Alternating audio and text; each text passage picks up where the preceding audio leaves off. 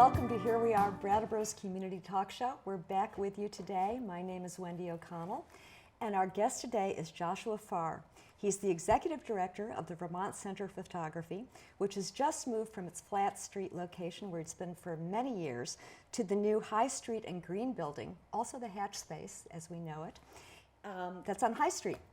He's a professional photographer himself, and he's also a web designer and teacher, and he works for the Brattleboro Museum and Arts Center as a staff photographer and exhibitions installer and art handler. He came to Brattleboro, Vermont in 2011 in the teeth of Hurricane Irene. Welcome, Josh. Thank you so much for having me. It's a pleasure to be here. It's great to have you. It's great to have you on the show, and it's very exciting. We are going to talk about the new Vermont Center for Photography, which is just fantastic. I was lucky enough to be there the other day and get a little tour. It really is very uptown location. It feels very urban and very welcoming at the same time. So I encourage everybody to stop by. You started out in Western Maine. I grew up in a small town, Oxford Hills, Maine, Western Maine. It's about 4 hours from here. Born and raised there through high school until going to college in New Hampshire. So. And you went to the New Hampshire Art Institute? It was at the New Hampshire Institute of Art for my bachelor's degree, my Bachelor of Fine Arts in photography.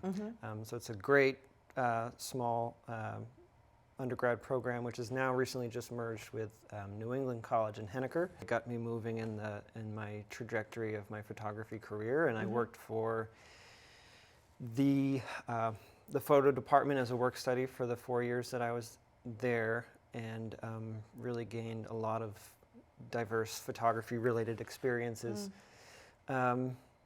including assisting in installing exhibits on campus in the school galleries and as well. So, yeah, that was really a key experience for me that then led eventually in 2011 when I graduated to my moving to Brattleboro and taking the position as director at VCP. Just to go back a little bit, you were an Eagle Scout. I am. Once an Eagle Scout, always an Eagle Scout, I suppose. Yeah. Yes.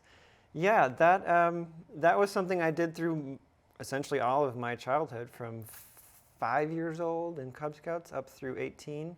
I do recall actually when I was interviewing for my position at VCP, after I was notified that I was offered the job, they told me that one of the kickers to offering me the position was that I was an Eagle Scout, and so they figured that I couldn't be all bad. That's great. Well, you know, Keith Richards was an Eagle Scout, and really, he attributes many of the things he's able to do because he was an Eagle Scout. It's definitely a life skills program. I mean, I understand there's a lot of politics surrounding the Boy Scouts these days, but I'm certainly grateful for just the general skills that it brought me. Can you say, Josh, when you first got fired up about photography? It was such a gradual process, I feel like, that on family vacations as young as 8-10 years old, I think I was always the one, as soon as we got our first digital camera, I was the one that would carry the camera around and take photos, and took a keen interest always in our family photo albums that we had dozens of from my even younger years. And then it was really in high school, our high school, Oxford Hills Comprehensive High School in Western Maine, had a number of introductory photography classes. We had a darkroom. It was all film-based. That was still in the early days of digital, so it was around, but much less than it is today. So I took an intro class, I took an intermediate class, and then we ran out of classes, so I convinced the instructor to let me do a independent study that I made my own advanced photography class, which in high school was pretty cool. I thought I was pretty cool. I'll bet. Well, it is a very cool thing. You know, you're talking about your family albums, and you know, my family albums, all of the photos have the crinkly white boxes around them. So it was early Kodak. I had a Brownie camera. Yeah. No, we just had the Tupperware bins filled with little glossy 4x6s, hundreds, thousands, tens of thousands of them. So, Josh, you've described your own personal photography as curating the visual. And you've done a lot with doing photographs of the commonplace elements of life. Much of my photography in undergrad started as very much a sort of documentary style of just what exists. I wasn't particularly interested in creating something that didn't previously exist. Certainly there's plenty of photographers that work in a more studio and controlled environment where they're generating something new from their own genius creativity, which is its own skill set entirely. But I guess I found myself to be more of an observer of the world around me and sort of noticing a lot of these often strange, surreal, uncanny synchronicities or moments of humor or just relationships between people or a dog in a park and a bird on a bench and just different things happening. So a lot of my own photography, I think, was very rooted in observing the world around me. And so that led to a whole variety of projects, from long-term 3 to 5 year long projects documenting family farms in New Hampshire to just even I had a series that was just photographing the items that people leave on the curb with a little free sign on them, and just sort of the nature of the constant dispensable way that we've created our economy these days. Yes, yes. It wasn't really necessarily initiated in that much of a mindset, but it was just more of a curiosity as to the things that we keep and the things that we throw away. Yes. And just sort of noticing patterns in people, and can lead down some pretty interesting little rabbit holes. Yes, So- and it's the focus, right? So much of Yeah. it is just about what you're focused on and to present that. And noticing what you notice, and some of these types of things that you would otherwise go by and drive by, walk by several times a day on your way to work.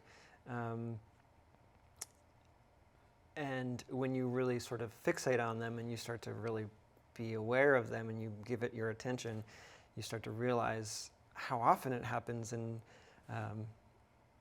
just can say some really interesting things about Yeah. a community or a place. You came to Brattleboro in 2011. Give us a little, Yeah. Tell us about that. Yeah, so I was, after graduating college, my partner and I moved to a dairy farm following this documentary project that I had been photographing, to work on this farm as an inexpensive way right out of school to make a living, and just something totally different. So we were there and thinking about places to relocate slightly more long-term. We had looked at Brattleboro, and she had family in the area, so we'd been and visited and loved the place. And decided to move here. She took a job here. I found the position at the Vermont Center for Photography through an online listing, and took a chance with relatively limited nonprofit management experience, but a passion in photography. And got that job, and as all things have it, as you mentioned, moved here essentially a week after Irene swept through, especially down in the Flat Street neighborhood, really devastated the whole landscape down there. So when I arrived for my first day of work, Flat Street was coated in about 6 inches of silt and mud and debris, and there was bucket loaders going up and down Main Street clearing mud, and Yes. Adivasi was hoeing inventory out of their basements, and Yeah. it was a strange welcome to Brattleboro, and of course previously that summer the Brooks House had experienced the fire, which Right. shut down a large chunk of Main Street. Yeah. So it was a bit of a surreal time to come to Brattleboro. I could sort of see the regrowth of Brattleboro at the same time that I was sort of putting down roots here myself. So. Yes, and acclimating to a whole new environment that itself was becoming renewed too. Yeah, That's it very was in a interesting. definite state of transition. So. Yes, and so Vermont Center for Photography is a nonprofit. It was founded, I think, at the beginning of the century, actually. Yeah, 1998 is our sort of official founding year. And Eric Slayton, I believe, was the founder back then. Correct. So Yeah. Eric, who's now back in the area. Eric had started the space down on Flat Street, which he was at the time calling Flat Street Gallery or Flat Street Photography. It was his personal studio in Darkroom where he created his own work and would share the work of many of his photographer friends from the area. When he left the region in the late 90s, early 2000s, some folks rallied together and couldn't stand to see it go away, so they turned it into a nonprofit and renamed it the Vermont Center for Photography. So although the name Vermont Center for Photography didn't come in until about 2001, for really the better part of the next 20 years, there was just a real cruise control slew of really great photography exhibitions featuring both local artists and solo exhibitions, as well as some group and juried shows. They offered a number of classes and workshops. And, you know, VCP certainly went through a number of different iterations and scale and scope of what they offered and what they did. And that by the time I came on board in fall of 2011, you know, exhibitions were really the primary thing that VCP offered and was known for locally. And so I slowly tried to introduce and revitalize the traditional black and white darkroom. That's a publicly accessible darkroom that was down on Flat Street, and get that back into people's awareness as something that we could offer, and try to expand other programming and classes and educational components, as well as artist talks and film screenings related to photographic subjects and things. So it was definitely a slow, gradual process of you know, as a organization with a fairly modest budget at the time, trying to just slowly grow and add to the roster of things that we offered. In the new space, you've more than tripled your square footage, I think. It feels that least. way. Yeah. COVID really gave us an opportunity to step back and think more existentially about who we are as an organization, what we want to be known for, what we want to do, what we want to offer to the local and regional photography community. And that came down to some really important decision making as far as how much square footage to give to what, to the gallery, to the digital lab, which is a new component of what we do, to the darkroom, to a library, resource, meeting area, to Photo Thrift, which is a thrift store, a retail center for donated photography equipment, which has been a huge instrumental part of our finances for the last several years, especially during these COVID months. So we really, I think, a big part of my goal financially and developmentally has just been that to create as diverse of a collection of revenue streams for VCP so that we can gain some stability by not relying on any one thing too heavily, but also at the same time expanding the different number of services and products and programs that we offer. Yeah, and you know, walking into the space, you know, going back to square footage, walking into that space, one expands. You know, it's incredible. Yeah. It's like taking a very deep breath. The spaciousness and really the totally different feeling that you get entering this space on High Street. I mean, we have huge thanks to give to Tom Baudet, who is the new building owner, and just the location and the design of the space to be much more open concept and with higher ceilings, more windows, more light. It's just everything all in one. And you mentioned Photo Thrift, so it's a lot of vintage things that you have there, and things that are sought after, and you're doing a big online business with that. Photo Thrift has been a sort of remarkable phenomenon, I guess you could call it. We rely essentially entirely on folks to bring in donations of unwanted, used photography equipment, from cameras, lenses, bags, tripods, lighting equipment, really just about anything and everything in between. We are then able to assess what's there and figure out what we can keep and use for our own classes and programs and improve our existing dark rooms or facilities, and then the remainder goes into this thrift store, which is then sold as a fundraiser for VCP. And I see it sort of as a part fundraiser, part recycling program of sorts, to just keep the stuff in current use, and out of as many dumpsters as possible. Yeah, so it won't be part of another photo survey that you do. Right, right. And it's been very successful. Yes, Yeah. and we've also been helping a lot of local and regional schools and other nonprofits that have darkroom facilities either set up or revitalize their existing darkrooms. So it feels good just to know that we are a part of just kind of helping keep the analog photography world alive, which in many ways is having more of a resurgence right now than ever with the younger generations. So. Oh, that's good information to know. One of the other things that you are offering is a public darkroom. Yes, so this darkroom space, which we wanted to make sure we retained when we moved to our new High Street and Green Street space,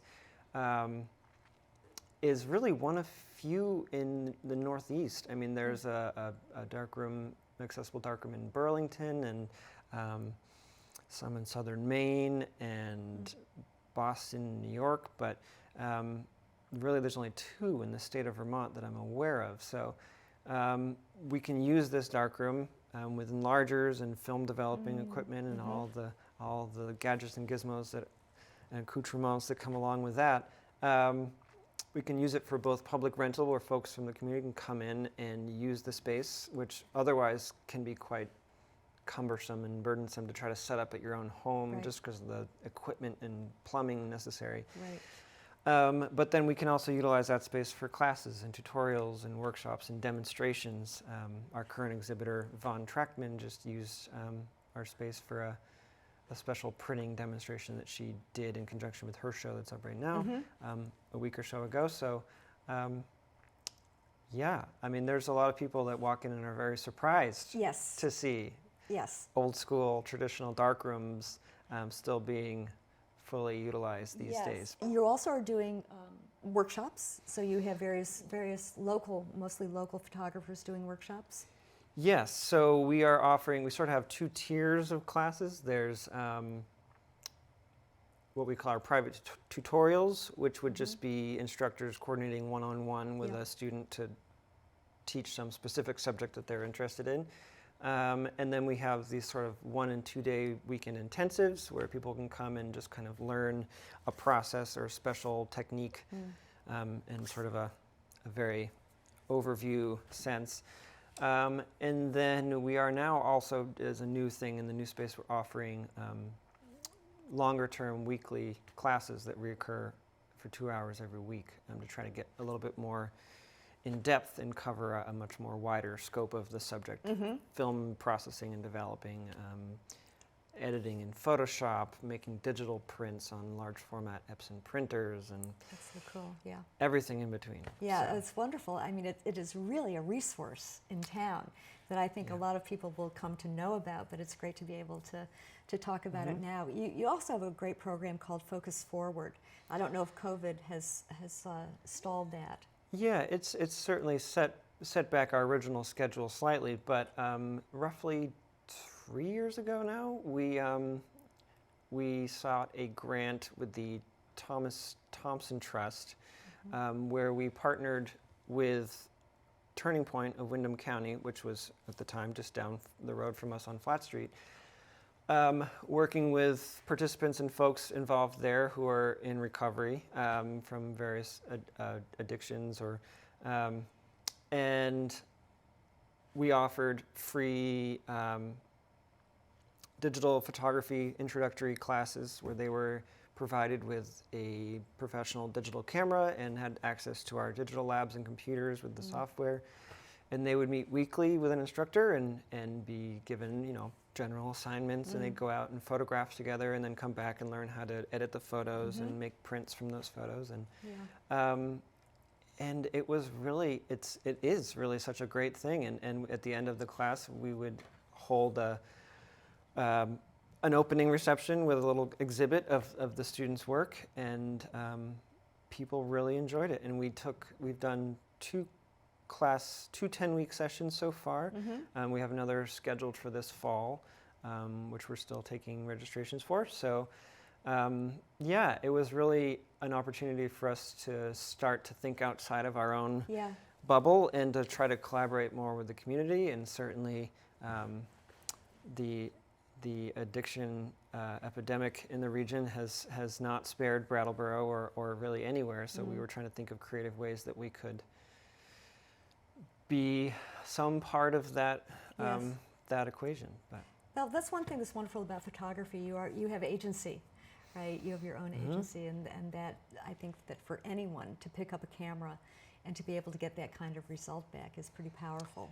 Yeah, and I think that many people who took that class and who may have had very little or no experience in photography or any arts programs before that, you realize pretty quickly that everybody has a perspective on the world. Right. And everybody can look through the same lens and compose a totally different image. And it was really, very rewarding and satisfying to see some of the individuals, especially those who had never picked up a camera before, or certainly not a professional camera, really take off with it and just create some really striking images. Yes. And be very proud of that work. And we've exhibited some of it for the second round. Sort of on the tail end of that was when COVID had picked up, so we did a public exhibition. Instead of in the gallery, we did an exhibit on Main Street in some business windows, and actually very likely probably got even more eyes on the work than they would have in the gallery. So people were very excited about that. That's a very cool reciprocal thing to happen in town as well. People from the community being able to display in empty storefronts, which is making people who walk by can see both things at once. Yeah, that's pretty terrific. You have some major players at VCP, people who have helped with making things happen. You have a board of directors. Any shout-outs? Well, certainly the VCP board has done a tremendous amount of work to make any of this move and this renovation possible. Chris Trebert, for many of those locally who know Chris, she is a force, and she makes stuff happen, and she designed this space. She coordinated most all of the contractors and made those phone calls, did a lot of the development and fundraising, made the fundraising phone calls. So she has been a tremendous piece of this whole process, as well as many other board members, Catherine Deanich and Phyllis Odyssey, and as I mentioned, Tom Baudet, who's been very generous in helping us get settled into this new space. So yeah, we are very grateful, not only to the board, but to our members and the businesses in the community that donated and supported the project. Another thing that I think was very remarkable about this whole project is that basically you didn't start until June of this year, of 2021, and you opened at the beginning of September. How did you do that? That's a great question.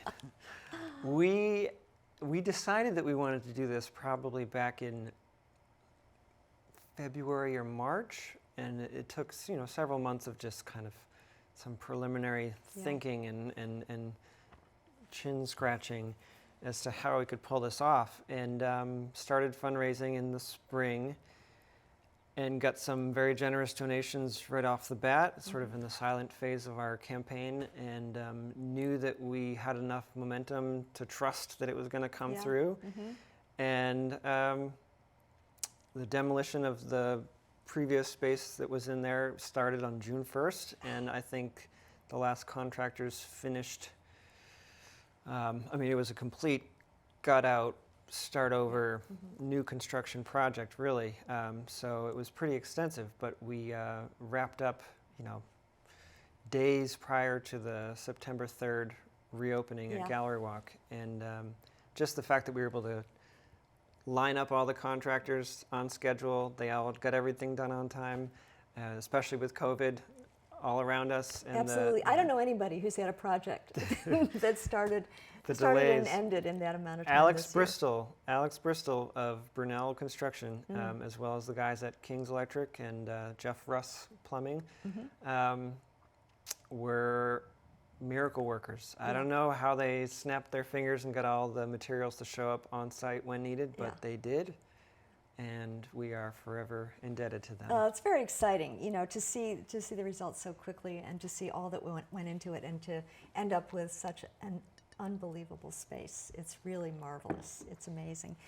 Josh, can you say anything about the photography community here in Brattleboro? Much like you could say about the arts community in southern Vermont and Windham County and Brattleboro particularly, it does seem to have a much more robust community than you would expect for a town and a community of its size. I'd like to think that the Vermont Center for Photography, between us and the Insight Photography Project, which have collaborated over the years and really done, I think, quite a lot to generate a lot of passion and interest in the photography community in the region, has really fostered a huge amount of interest in photography. I mean, our membership and our sort of participant region extends through most of the Northeast, so it's not specific to Brattleboro, but I think that Brattleboro was kind of the perfect epicenter to call home for VCP, because it in itself is a artist-heavy community, but then certainly, you know, we draw plenty of participants from southern New Hampshire, Massachusetts, Maine, New York, Connecticut. So I definitely think that we have those folks to credit for the longevity of VCP's lifespan, and that there are certainly in the early days, there were many years where, you know, things were close and budgets were tight and belts were snugged up, and something always came through and someone always came through and really made things work. And